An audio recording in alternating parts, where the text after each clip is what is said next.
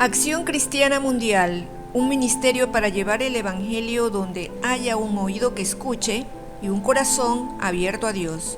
El mensaje de hoy se basa en la carta de Pablo a los Romanos capítulo 1, desde el versículo 28 hasta el 32, que según la versión Reina Valera, que es la que más consulto, dice lo siguiente, abro comillas, y como ellos no aprobaron tener en cuenta a Dios, Él los entregó a una mente reprobada para hacer cosas que no convienen, estando atestados de toda injusticia, fornicación, perversidad, avaricia, maldad, llenos de envidia, homicidios, contiendas, engaños, malignidades, murmuradores, detractores, aborrecedores de Dios, injuriosos, soberbios, altivos, inventores de males, desobedientes a los padres, necios, desleales, sin afecto natural, implacables, sin misericordia.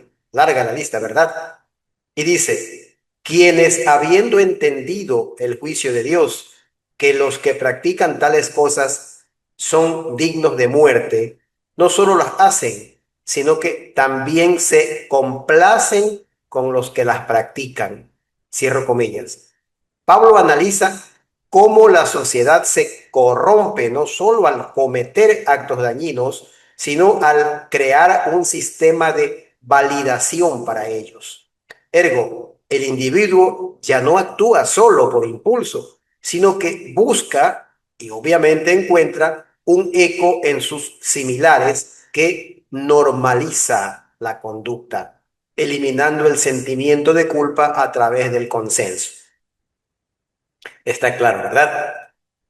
El relativismo moral colectivo se repite en el libro de los jueces, capítulo 21, verso 25, al describir periodos de anarquía y desorden social que reflejan perfectamente cuando la brújula interna y social se pierde. Abro comillas. En estos días no había rey en Israel. Cada uno hacía lo que bien le parecía. Cierro comillas. Cuando no hay un marco ético superior, el criterio de lo que me parece bien se vuelve el estándar y si el entorno es refractario, se genera un círculo vicioso de malas decisiones justificadas por la masa. El caso del rey Roboam, descrito en Primera de Reyes capítulo 12 en el verso 8, es un ejemplo histórico bíblico de cómo lo semejante atrae a lo semejante. Y este es además, como algunos deben identificar, un principio metafísico. Al subir al trono, Roboam rechazó el consejo de los ancianos sabios y buscó el de los jóvenes que se habían criado con él. Leamos el pasaje. Abro comillas. Pero él dejó el consejo que los ancianos le habían dado y pidió consejo a los jóvenes que se habían criado con él y estaban delante de él. Cierro comillas. El resultado fue una decisión tiránica que dividió el reino. Este es un ejemplo de cómo un líder suele buscar espejos, ojo con esa palabra, de su propia inmadurez o soberbia para validar decisiones que objetivamente son dañinas. Este comportamiento refleja lo que en psicología se conoce como validación social de la desviación. Cuando un individuo con rasgos antisociales o narcisistas se rodea de personas con la misma sintonía, se produce un efecto de refuerzo neurobiológico.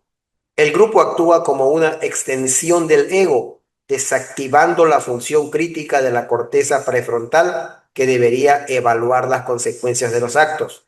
Por eso siempre vemos a mandatarios que se rodean de gente similar. Y uno dice, pero si este está loco o está desviado, alguien debería hacerlo volver en razón. Esto es lo que a menudo precede al colapso de las instituciones. Cuando la norma ya no es la ley, sino la aprobación de la facción o el grupo de interés que considera que lo que ellos hacen está bien, independientemente de su licitud o moralidad. Es en esencia la formación de una conciencia de grupo deformada, donde el mal deja de percibirse como tal porque el espejo en el que se mira el individuo le devuelve una imagen de aprobación. En la fábula de Esopo, de la zorra sin cola, una zorra cayó en una trampa y al intentar escapar perdió su cola. Sintiéndose avergonzada y consciente de que su imagen ya no encajaba con el estándar del grupo, decidió que la única forma de recuperar su estatus era convencer a las demás zorras de que la cola era una carga inútil. Así que convocó a una asamblea y con gran elocuencia, esta zorra era muy elocuente, y eso sí, hay mucha gente mentirosa, engañadora, falsaria, que tienen una gran habilidad para envolver a la gente, argumentó que las colas eran pesadas, sucias y estorbosas, y les propuso a todas que se cortaran las colas para ser más modernas y eficientes. Sin embargo, una zorra veterana, siempre la edad es importante, la interrumpió diciendo, si no fuera por tu propia conveniencia, no nos estarías dando este consejo. Esta fábula resalta que la atracción de los semejantes en contextos de maldad no es casual, sino defensiva. El grupo valida al individuo dañino porque al hacerlo se valida a sí mismo. Se crea un circuito cerrado donde la culpa desaparece, pues si todos lo hacen, nadie es responsable.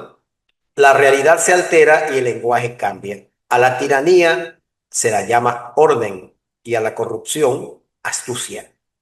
Pero analicemos también este tema desde la óptica del parentesco o familiaridad, pues si bien una persona puede reflejarse en otra por coincidencia de sus vicios y desvalores, también un cerdo puede verse reflejado en otro cerdo por pertenecer a la misma especie, es decir, por hallar un parentesco o ser consanguíneo.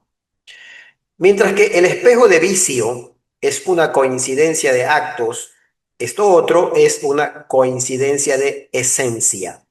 Es el paso de la ética, lo que hago, a la ontología, lo que soy. Cuando la atracción no nace del acuerdo, sino del parentesco, entre comillas, ya sea biológico, simbólico o de casta, la validación del mal se vuelve casi indestructible, porque no se está defendiendo una acción, sino la propia existencia del grupo o de la estirpe.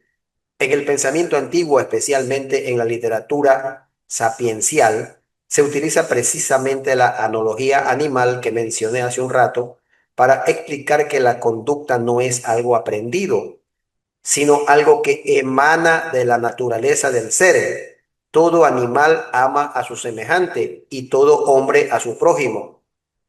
Toda carne se une según su especie y el hombre se asocia a su semejante. Desde la óptica de la psicoterapia existe el concepto de lealtades invisibles desarrollado por Iván Bosormenji. Esta teoría postula que un individuo puede cometer actos dañinos no por maldad intrínseca, sino por un parentesco psíquico.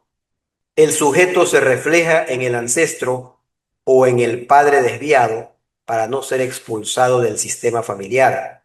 El cerdo, entre cerdos. Si la familia ha sobrevivido históricamente mediante el engaño o la agresión, el descendiente percibe que ser honesto es traicionar su sangre. Aquí la conducta torcida es el lenguaje de la pertenencia. Validar al otro cerdo es validar la propia supervivencia del clan.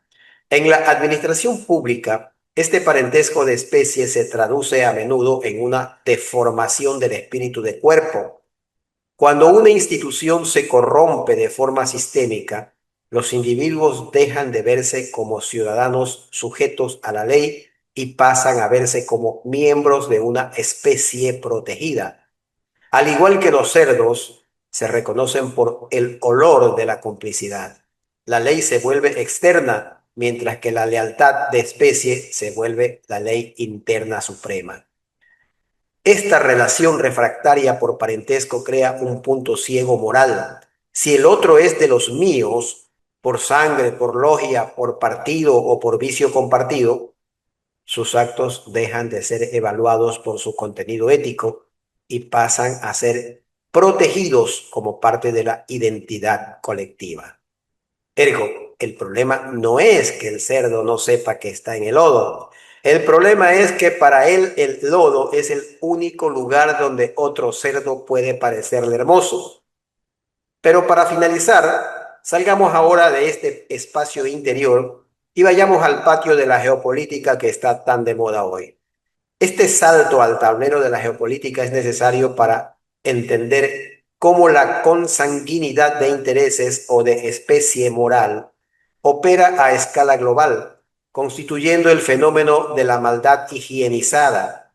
Individuos o naciones que bajo un barniz de diplomacia, retórica de derechos humanos o superioridad moral, validan y financian la barbarie. En este patio internacional, la analogía del parentesco propuesto se manifiesta de formas muy precisas. Aquí nos encontramos con sujetos con apariencia de bondad, como se describe perfectamente en Mateo 23-27, que dice: Ay de vosotros, hipócritas, porque sois semejantes a sepulcros blanqueados, que por fuera la verdad se muestran hermosos, mas por dentro están llenos de huesos de muertos y de toda inmundicia. En geopolítica, esto se traduce en potencias que firman tratados de paz mientras sus complejos industriales militares se alimentan de la guerra. La apariencia de bondad mencionada es la herramienta de relaciones públicas, pero la consanguinidad real no está en lo que dicen sus constituciones, sino en la naturaleza extractiva y dominante de sus acciones. Se reconocen entre sí no por sus valores democráticos, sino por su pertenencia a la misma especie depredadora. Desde la psicología clínica y social, esto es una desconexión moral. Estos actores geopolíticos acolitan crímenes porque se reflejan en el beneficio. Al igual que el cerdo del que hemos hablado tanto, un líder o incluso un ciudadano civilizado, entre comillas, puede ver en un dictador sanguinario a un para, es decir, a un semejante, necesario para fines económicos. Para Agustín de Hipona, las naciones que no se rigen por la justicia son simplemente grandes bandas de ladrones y criminales.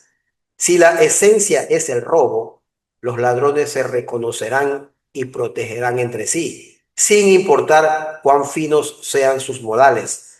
El problema geopolítico actual es que muchas ovejas, entre comillas, sean naciones o ciudadanos individuales, han perdido la capacidad de oler al lobo porque éste ha aprendido a balar como una oveja. Pero el lobo sí puede reconocer a otro lobo por debajo de la lana. Se saludan con la mirada mientras las ovejas creen que están ante gente de bien.